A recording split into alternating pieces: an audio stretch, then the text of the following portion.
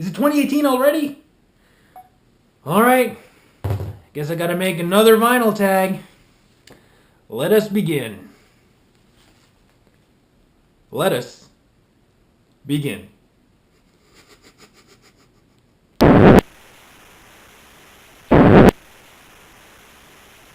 Music lovers and vinyl collectors, how y'all doing? Jax Russell Vinyl Tag 2018 is here. It feels like I just made my vinyl tag 2017. But yeah, I guess it's been close to a year, so it's about that time. I've seen a few answer videos so far. I've watched SMF Captain Howdy, Metal Ron Haggerty, and who else have I watched? Oh, DJ Legion as well, and they all had some great answers to give. I really liked the questions. When I first heard the questions, I liked them a little better than last year. But then when I started, trying to find answers, I was like, man, some of these questions are pretty tough. So we're just gonna get right into them. So sit back, relax, grab a snack, grab a drink, and have some fun. The most important thing here. So here we go. Question number 1. What was the first video you ever saw in the VC?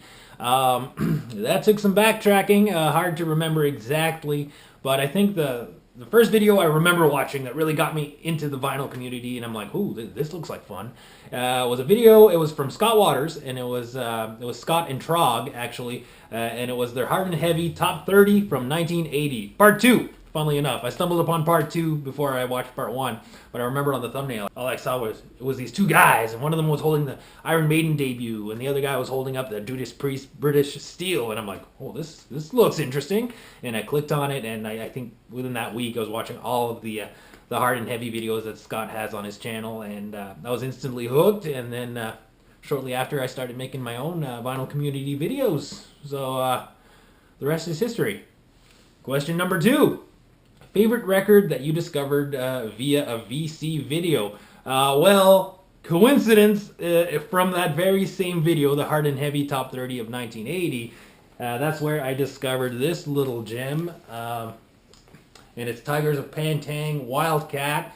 I was lucky to find a copy at a local shop just a few months later, and this album rules. It's new wave of British heavy metal, and I absolutely love it. But I don't think it's fair because I'm naming the same VC member twice here. So just to keep things fair and interesting, I'm gonna show off a record I discovered from another VC member. This one was from Steve over at Flipside CT. In my early days in the VC, he showed this off, The Inmate's First Offense. Which is this is from 79. This is some just straightforward rock. You could really hear the Rolling Stones influences, which makes sense because Steve is a huge Rolling Stones fan. So yeah, this is another record that I discovered from a VC member, Flipside CT. Question number 3. What are your other hobbies? Oh, well, other than loving music, I love movies. I mean, I'm sure the people that have been watching my channel since the beginning, that they know that's how I started here on YouTube. I was making DVD and VHS updates, my movie collection, and I don't collect movies as much anymore just because money is tighter and the space. I have all my movies in storage, but I still absolutely love watching movies, horror movies, horror, slasher, comedies, cult classics. I love all that stuff. I'm also into editing, like not just these videos, but more when I was growing up and I had more time. I had a small camcorder and I'd make little movies with my friends and edit them together. And filmmaking, I'm all about that. I love that. And hosting, as you can tell, I love being in front of the camera. I love talking to people, communicating with people. I have a radio show every Wednesday, a local radio show, a heavy metal show. It's in French, but a gig is a gig, so I absolutely love to host. Question number 4. Why did you start to collect? Well, it must have been the early 2000s. Every time I go to the local farmer's market in my hometown of Bathurst, New Brunswick, there was this sweet old lady. She was selling records. And we didn't have a record player. I've mentioned before how I grew up in a house, we records had already come and gone by the time I was born. We were a cassette family, so yeah, in the early 2000s, I'd be seeing records, and I knew about records, but I never really had the chance to enjoy them. So I'd be seeing these records. I was starting to get curious, and then around 2004, my parents got me my very first record player for my birthday. They got it from the Sears catalog. It was vinyl, CD, and tape deck all in one stereo. And I used it for years and years. It has done its duty. So yeah, and then from there on, 2004 on, I was just I'd always go to the farmers market, and this is before vinyl really had its huge comeback. So records were totally cheap. I bought like Bowie records for $4, $7. It's they were still fairly cheap at the time. So I'm happy I started collecting then. Question number 5. Do you play an instrument or are you in a band?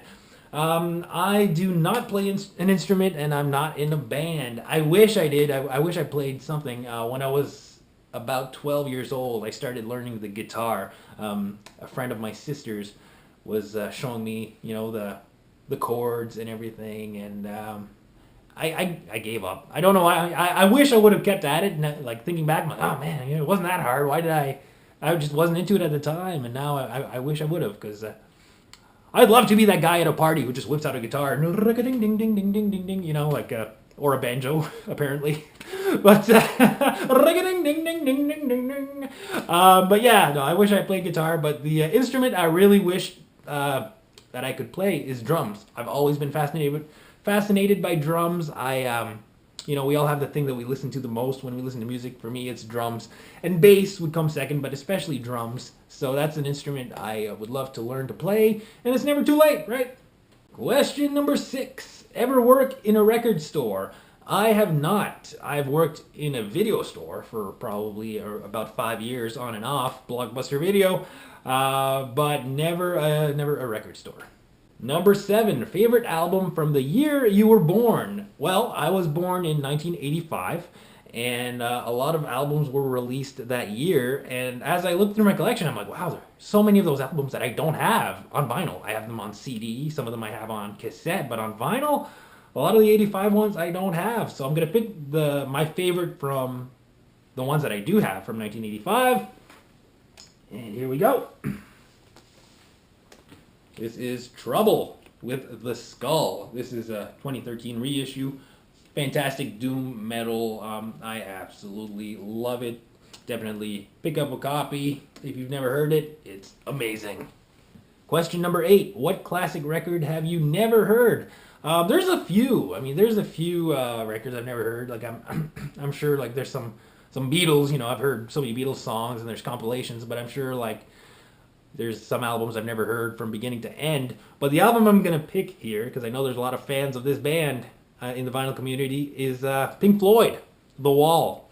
I've never heard The Wall from beginning to end. I know the hits, Another Brick in the Wall. But no, Pink Floyd it's a band I can never really fully get into. I dig them, I don't hate them, but yeah, I've never heard The Wall from beginning to end. Sorry. Question number 9. Show a guilty pleasure record. And I 100% agree with what DJ Legion said about this question, how, when you love music and you have a collection, you shouldn't be guilty or ashamed about anything in that collection. 100% agree with that. And, so I don't really have guilty pleasures. Although a record that would have been perfect to show, I used to have a Boney M golden record compilation, and that would have been great to show, but I ended up giving that one to a friend last year or so. So I'm going to show this one. Again, I'm not guilty about this, but it's the only one that I thought was fitting, and it's Paul Anka, his best. Yeah, just because it does stick out like a sore thumb in my collection. It's not something I listen to often. I actually picked this up more for my wife back in the day, but I think I ended up listening to it more than she has. So yeah, Paul Anka. Guilty pleasure. Number 10, Strangest record. I actually showed this record last year in the 2017 vinyl tag for the rarity. There was a question, it was show a rarity, but it's also a very strange record, so I'm gonna show it again. And this is a 7-inch single from a local band from right here in Moncton called Blotto. And you can tell just by the cover that it's strange. It's out there. This was limited to 411 copies. I got copy number 33. And what makes this even stranger is that the B side, which I guess Caged, it starts out with the sound of a woman moaning in pleasure. And there's a story behind that. I'm not going to tell this. It's not my story to tell. I'm not going to tell the story, but Rob, the drummer of Blotto, told me the story, and it's interesting and strange to say the least. So yeah, Blotto. This is Leather, backed with Caged, and It Burnt in the Fire, my strangest record. Number 11, Show a Picture Disc. Well, that was easy because I don't have many picture discs. I'm not a fan, but I do have one in my collection. So here it is. This is Metal on Metal by Anvil. Yeah, the only picture disc I have. I don't know, most of the time they don't sound that great, and I prefer to have the actual, the cardboard artwork and, the black vinyl. That's just me. Number 12, Best Posthumous Released. Is it posthumous or posthumous? I don't know. That was a hard question, man. Not only because I don't know how to pronounce the word, but also because I just couldn't find one, man. Like, I was looking at my collection for quite a long time, and I was hoping to find something, and no dice. I'm sorry, I couldn't find anything. Like, I know Captain Howdy showed off the Randy Rhoads tribute with Ozzy Osbourne. I don't have that on vinyl. I have it on CD. Metal Ron showed off a Jimi Hendrix record. I went to my Hendrix collection. All stuff that was released when he was still alive. Same goes for my Elvis. DJ Legion showed off some Elvis. I went to my Elvis collection. All stuff that was released when he was still alive. And yeah, no dice, guys. Sorry, couldn't find one. Number 13, what artists do you compulsively collect? Well, I do have some artists in my collection that I have more of, artists or bands that I'm trying to, build up their entire discography, and these include Kiss, Judas Priest, Ted Nugent, and Canadian punk band Teenage Head. Number 14, Best Blind Buy. Well, I do have a few I'm going to show. I picked 3 because I've lucked out when it comes to blind buys. This is Trillion, self-titled. Battered Wives, self-titled. And CJSS, This Is World Gone Mad. All blind buys, all amazing. Number 15, a blind spot artist. I've noticed that different people have different meanings for what a blind spot artist is. I saw it as an artist that you think doesn't get the recognition they deserve, or just not enough people know about, so I decided to go with this guy here. This was actually also a blind buy. Way back in 2005, I found this record. This is Graham Parker and the Rumor with Squeezing Out Sparks. I thought the cover was cool. It's simple, but I like that this guy has sparks coming out of his head. He's got some cool shades. He looks cool. So I picked it up and I ended up loving it. Some great new wave stuff from the late 70s. This is 79. And yeah, blind spot artist, because I don't think I've ever heard anyone else talk about Graham Parker in the VC. I don't think.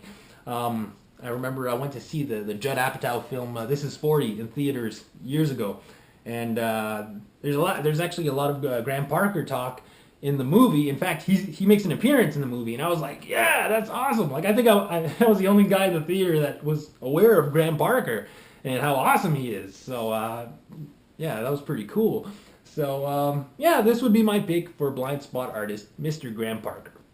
Number 16, your favorite album cover. Well, I actually have a whole video dedicated to my favorite album covers, so I'm going to leave a link to that, but also I'm going to show off one, because I didn't have this record back when I made that video. So here it is. This was a gift from my good buddy, Mr. Jim Willis, Guilty Forgiven, and it is Deliverance with their album Weapons of Our Warfare, 1990, great Christian thrash metal. Awesome stuff. I love the cover, good versus evil. Yeah, awesome. And I love the colors too. Blue, yellow. Yellow is my favorite color. I've mentioned many times. So yeah, so cool. So cool. A musician you've met. Well, this is easy because I haven't met a lot of musicians in my life. I haven't been to that many concerts, but I have had the chance to meet all members of the Canadian metal band Anvil. Well, the band members at that time in 2011. This is when Glenn Five was still playing bass, and I'm glad because he was an awesome bass player for the band. So I'm glad to have met the band in that era. So yeah, Anvil, musician I've met. I've met the whole band at that point in time, 2011. 18, show a record with sentimental value. I actually ended up showing 2 records with sentimental value. The last vinyl tag, it just kind of happened. There was a question. It was show your oldest record, which is a Dave Brubeck record that my buddy Adam gave to me, and he has since passed away. So that's got some sentiment. Also, the nostalgic record, I showed off Thriller, which was given to me by my sister Natasha, who has also since passed away. So another sentimental value. This time here, I was like, wait, what am I going to show? I already showed some. But I'm going to go with this here. It's kind of cool. This is Solid Gold Party Rock. 52 certified original #1 hits. I think this is a 5-disc set. And this I actually got. This was from my dad's collection. Now, just so there's no confusion, my father is still alive.